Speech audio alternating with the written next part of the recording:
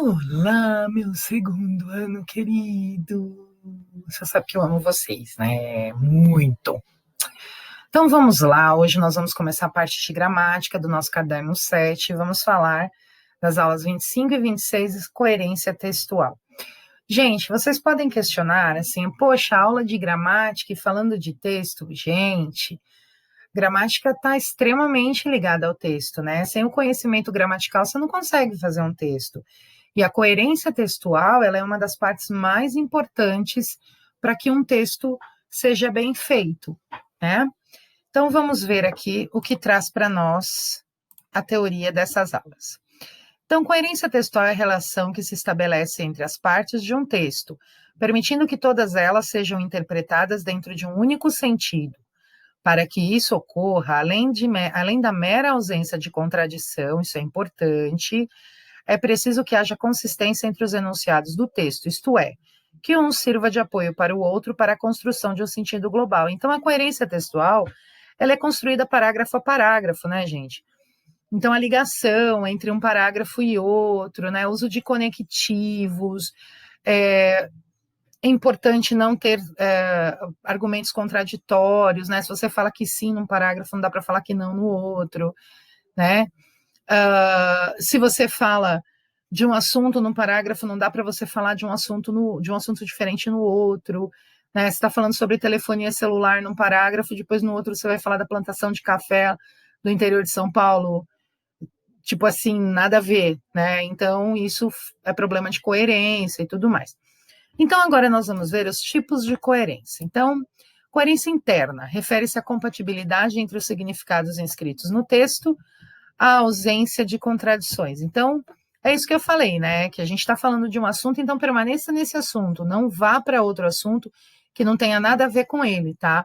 Então, a coerência interna do texto, ela visa a, o tratamento, né, correto do assunto, né? Então, se eu começo a falar de uma coisa, eu termino falando dessa mesma coisa, tá? Aí a gente tem a coerência externa, que refere-se à compatibilidade entre os significados inscritos no texto e os dados da realidade reconhecidos como verdadeira em cada cultura. Então, sabe, gente, quando a gente faz um texto, que a gente pega dados, essas coisas todas, então tem que ser coerente, né? Eu não vou falar, por exemplo, de um texto sobre violência e pegar dados de, sei lá, de eu não vou pegar o índice de aumento dos preços, né? É complicado, né? Porque violência, vamos supor, eu estou falando de violência urbana, depois eu falo de aumento de preço, tá? Aumento de preço é uma violência ao nosso bolso, ok, mas não era isso que eu estava falando, então precisa tomar muito cuidado, tá? Aí nós temos a coerência narrativa, diz respeito à ausência de contradição entre as várias transformações que vão sendo narradas ao longo do texto. Uma transformação não pode ser realizada sem estar pressuposta nas transformações anteriores. Uma personagem não pode entrar em desespero, por exemplo, sem algum motivo anterior que justifique esse estado. Tá? Então, assim, se eu estou narrando uma história, porque a coerência não é só na dissertação, né, gente? É qualquer tipo de texto. Então, se eu estou narrando uma história e a pessoa é extremamente calma e do nada ela fica no desespero. Mas por quê? Alguma coisa aconteceu, tá? Então, a gente tem que ter essa coerência, né? Você está falando que a pessoa está andando, daqui a pouco, no parágrafo seguinte, você fala assim, então quando a pessoa acorda, poxa, mas será que ela é sonâmbula? Então, precisa tomar cuidado com isso, tá? Aí a gente tem a coerência figurativa. Ocorre quando todas as figuras do texto convergem para o tema que pretendem representar. Uma ruptura no encadeamento das figuras provoca estranheza e até falta de sentido no texto. Se a ruptura figurativa tiver alguma funcionalidade no texto, deverá haver algum motivo para a sua ocorrência.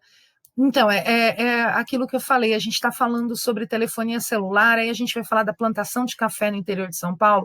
Posso fazer isso desde que eu tenha um gancho entre uma coisa e outra e dizer que a telefonia, por exemplo, celular ajudou a venda dos produtores de café do interior de São Paulo, ok, mas eu tenho que ter essa coerência, tá? Aí eu tenho a coerência argumentativa, diz respeito à pertinência dos argumentos em relação à tese, isto é, eles devem servir para sustentar a posição assumida pelo enunciador sobre a questão posta em discussão.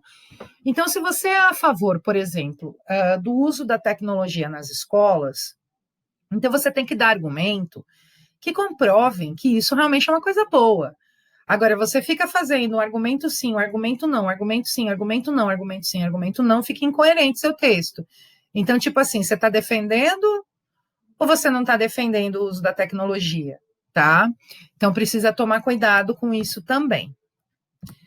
A gente tem a coerência de linguagem. Nossa, isso é bem complicado, tá?